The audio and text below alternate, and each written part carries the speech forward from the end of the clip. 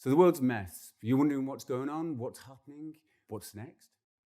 I mean, we all see that the world's a bit awful right now. We all know there has to be a change. I'm going to show you the brighter future that's within our reach.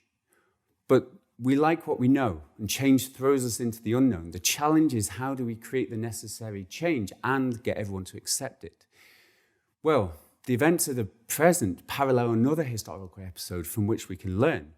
And the means by which we achieve the better future is through revolution, but not a cultural revolution, not one of those messy things, but a uniquely Western one, an intellectual one that starts in understanding to help you see the bigger picture of what's happening right now, such that we can rationally choose it, to not follow Marx, but Einstein.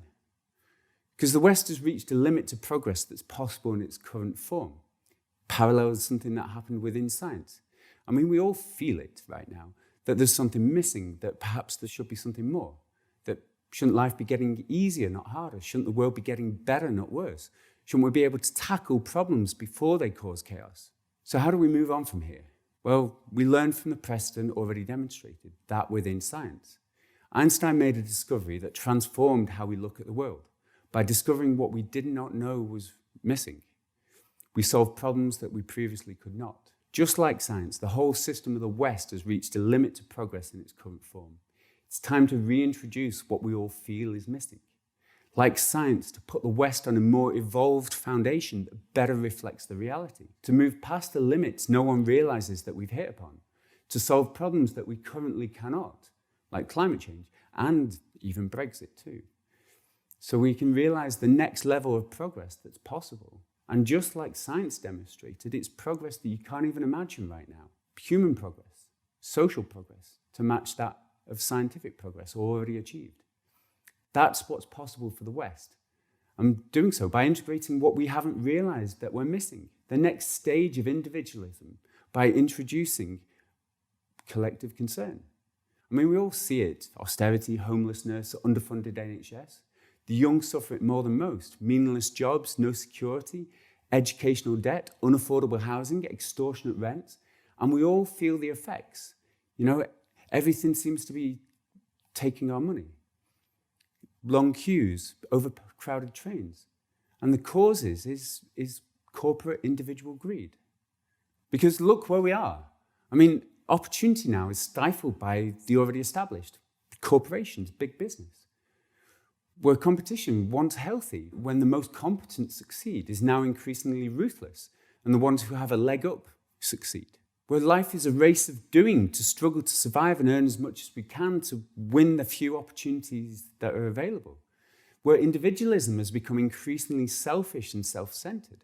And in times of crisis, it becomes every man for themselves, the survival of the fittest, all against each other, me against you, us against them. I mean, the evidence of this limit is clearly there.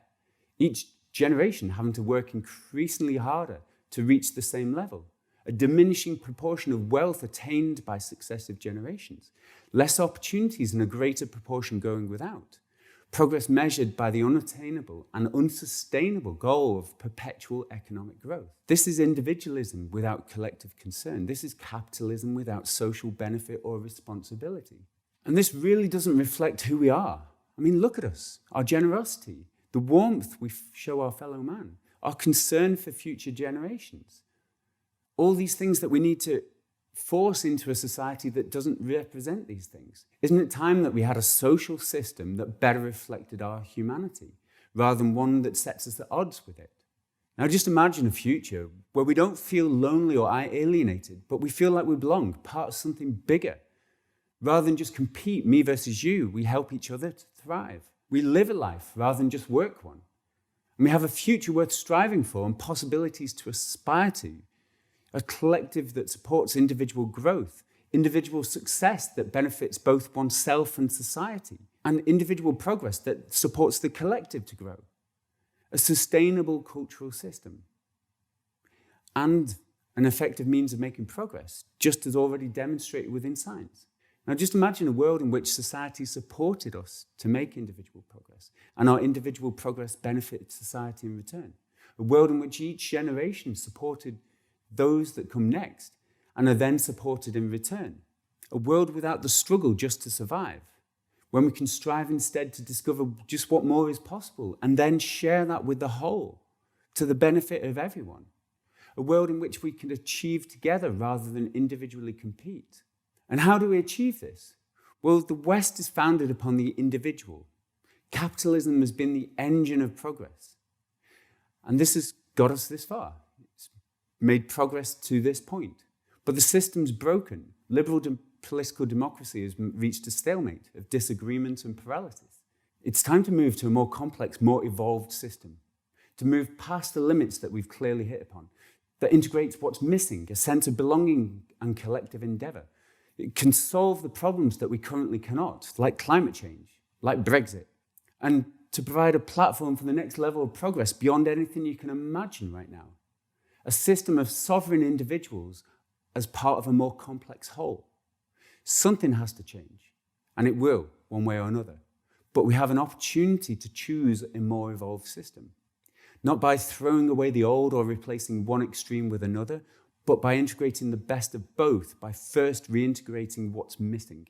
And the first step on this path, well, this won't influence those who are already committed, but for the undecideds out there, there's an easy way, a Labour government, to reintroduce what's missing, that sense of belonging and a sense of social cohesion back into Western culture, and to start the process of necessary economic change. But ultimately, we need new leaders for this more complex era in which we now live, and they are on their way. I'm going to show you this in the next phase of this project and fill the gaps such that you can see the whole of this bigger picture too. Now that's the next phase of this revolution that's already happening. I'm just narrating it for you to help you see the bigger picture of what's happening in the world, to recognize the potential for the future such that we can rationally choose it. But right now we have an opportunity, an unprecedented opportunity, to start to reintegrate what's missing, what's been lost, what we've forgotten. That sense of collective cohesion, the sense that we're all in it together. I hope we take it.